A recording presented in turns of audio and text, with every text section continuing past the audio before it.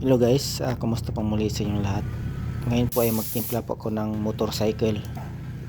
Ngayon guys, mayroon po siyang tira-tira ditong kulay. Ito mapula po siya.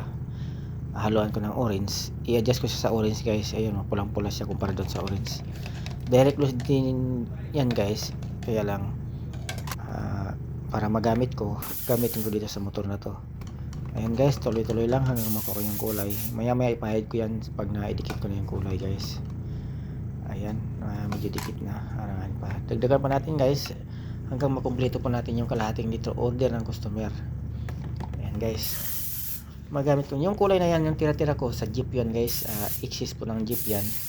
Ayan, para hindi masayang, magamit ko dito ngayon yan. Ayan guys, dito ko gagamitin para naman ay hindi tayo abutan ng tuyo, kasi nakikita ko DG rin yan. Kaya ito, ginagamit ko na siya dito. Ito yung nabahid natin.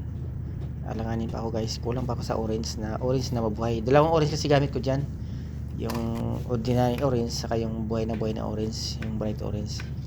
Kaya nilagyan ko ng bright orange para magbuhay yung harap niya guys. Ito yan guys, yan bright orange po yan, nilagay ko na yan para maidikit natin yung kulay at tumingkad.